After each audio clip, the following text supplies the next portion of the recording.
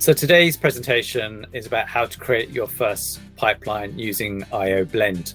The prerequisite to this is I've assumed that you set up IOblend, and to have done that, you need to have read the prerequisites documentation, which is on our website, which fully describes how to download and then configure your environment so you can store IOblend on your desktop. So working on the presumption that you've done that and you've got IOblend open as I have, let me just take you through the key components on the IOblend designer. On the left-hand side here, we have the main designer window, which is where we'll be creating our data pipelines. On the right-hand side, we have the playbook component summary, and at the bottom will be the playbook component designer, which shows the various components and the key value pairs which are used to create the data pipeline. So without further ado, let's go and create one. So the first thing we're going to do is create a very simple source, which is pulling data from S3. So to create a source, we click on this button here, which is for source. And if you're confused, if you hover over it, it will tell you some information about it. If I then left click here, it drops the source here. Now it automatically, as you see on the right hand side, will populate the playbook component with the name of the playbook and the run order. So the name of the component, as you can see, is written on the actual component itself. And what it also does is it prefixes it with the order. Now let's change this. I'm going to be creating a source. So let's say it's a source. I'm going to be creating or connecting to S3, and it's going to be static. So let's postfix it with static. And what I also like to do is just add the name of file or table that I'm going to connect to, or a meaningful description of the file that I'm connected to. So I know it's sensor data, so let's just call it sensor_01. One thing to note is these names need to be unique to the playbook that you are creating. And the reason why is because it creates metadata for it, and we can then do searches on it. So if I want to later on look for particular metadata or a particular component, I can then search by that name. So as you can see, as I've entered the name, it's now changed the name of the component here. Great. So the next thing is I need to pick a type. So I know that it's a source driver, but I need to tell the IOblend designer what type of source is it. So we have 4 main sources in IOblend. Actually, there's 5, but let me talk about these first 4 initially. So they are connected to a file, and that file can be either a local file or a file system from any of the cloud providers. So on AWS for or S3 on AWS, or GCP or Azure. And then you can connect to it either as a static file or as a stream. And really the difference between the two is if you connect to the file as a stream, it will automatically look for new data for you. It will handle things like late arriving data and the event window for you. We'll go into that in much more detail later on in one of the other presentations, where I show you how to create a source or a streaming source. So then the next one we have is JDBC. So this is where we can create a source which connects to any JDBC source. And again, like file systems, we can have that JDB source connection being either stream or static. So again, streaming allows us to do true event streaming from a JDBC source. And lastly, although it's not here, I will mention it, we can actually create a special source, which is actually a transform and allows us to connect to pretty much anything that we want. So for example, if I wanted to connect to Salesforce API, I can create a external transform, which will then allow me to connect to that Salesforce API and pull that data. But for this demonstration, we're going to be connecting to S3, and we want to be creating a static connection. So let's select that. So I've selected file S3 static. The next is I have to select the source type. So obviously with a file, there are a number of different types of file extensions, as we can see here. So CSV, ORG, Parquet, JSON, AVRO, and binary files are the ones we initially support. I'm going to be pulling down a CSV file, so I'll click on that. As soon as we select that, as you can see, the playbook component is then populated with the key value pairs that need to be filled in order for IOblend engine to be able to understand how to dynamically create this pipeline and connect and pull data from it. So at a minimum, we need to add the location. So this is the location, and if we hover over any one of these keys, it will give us a description of what it is. So here we need to enter the full location or the S3 path to that file that we want, or that bucket that we want to connect to. Now, I should mention we're connecting to a bucket, so we'll pull everything in that bucket. It's not just a file itself. So let me just pop over and get the name of the bucket, as I can't remember it. And there we go. Okay, so I'll just paste that into there. Okay, that's done. Now, the next thing is relocate. So one of the differential and USPs of IOblend is that we've incorporated a number or a lot of the production grade processes that you'd have to create in a production data pipeline. Things like archiving, data lineage, error management, metadata management, eventing, slowly changing dimensions. All of these features and more are baked into the DNA of IOblend. So what does that mean? That means that we automatically do it for you. So in this example, relocate typically means if I had a production data pipeline where I was reading data from S3, and once I read that data, I wanted to then move the data from source into another location. So that could be cold storage or just another location to say, this is where we keep it for longevity. You'd have to create another component or another data pipeline, which would then be kicked off once you'd read that data and to move that data for you. Well, in this instance, or with IOblend, we automatically do that for you.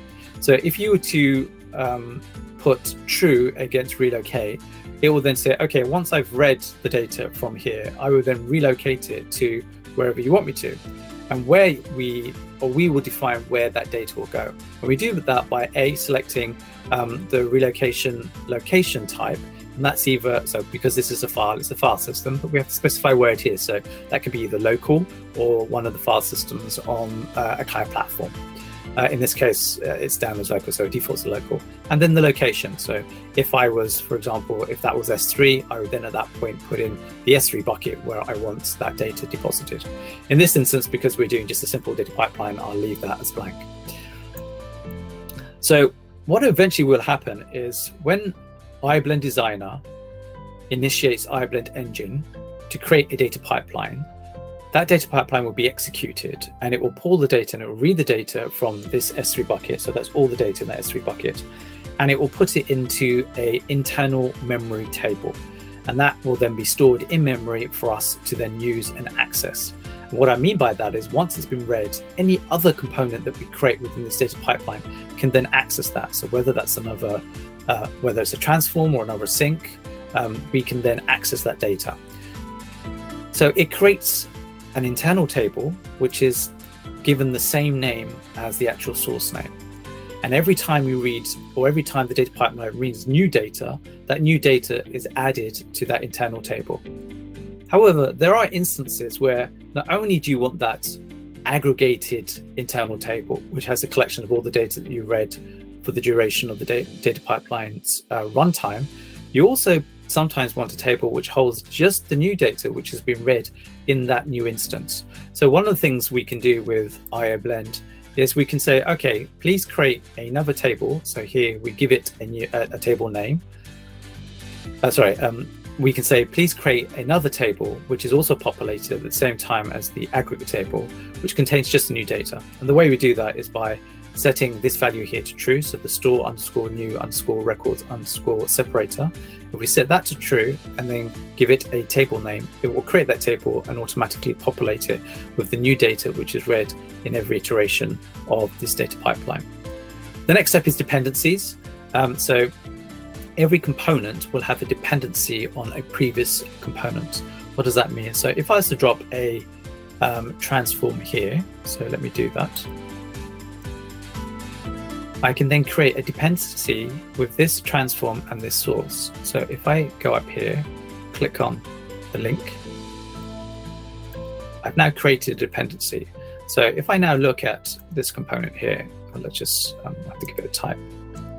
Okay. You can see that its dependency is now source S3 static sensor 1. So what that dependency means is this component here, when I'm executing the data pipeline, will not run unless this component here is dependent, has executed, and has new data. So in a long-running job, especially in a streaming job, what that means is, although the components will be executed in reference to their run order 1 and 2, a component will not execute unless its predecessor has actually generated some new data. So that's quite important. So that's what dependency means.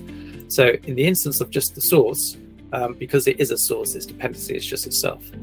So we're not using this transform for the time being, so I'll just delete it. And we delete by going up to the delete button. You click on it, you then get a message saying, are you sure you want to delete it? I click on yes, it deletes it, and it deletes the link associated to it as well. Okay, so going back to my source. So I've gone to dependencies. The next set of information we have is debug options.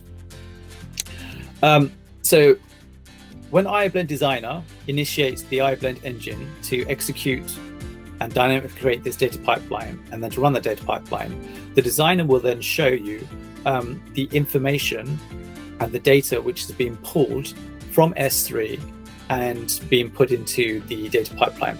As well as showing that information, it will also show you information about the actual run itself. So it will show you stats in relation to how long it took to load that data, how many records were read, and it also shows you information about the schema of the memory table that has been generated. So that schema of the memory table will reflect the schema of the actual source system.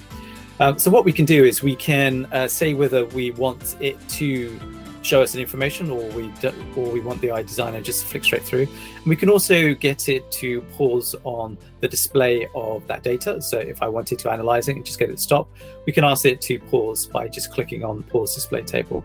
Likewise, if I wanted stats to be paused, I can click on pause here. At the moment, I haven't got stats shown, so let's see the stats. So I'll set that to true.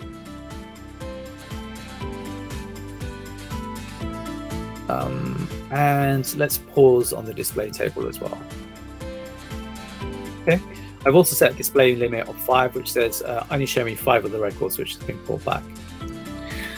Okay, so and the last bit at the bottom is Spark options. So IOblend, the engine, uses the Spark framework underneath. The reason why we use the Spark framework is because it's excellent in order for creating distributed compute, which means that we can create very fast data pipelines and data pipelines that can stream huge amounts of data in a very short amount of time. So therefore, in order to read this, we have to supply some Spark configurations. Now, the full set of Spark configurations that are required can be read from the Spark website, which we'll create a link for. But what you can do here is if you click on the plus, it will allow you to create a new Spark configuration value. And if we click on this button here, it will create a drop down of all the relevant Spark options that you can create.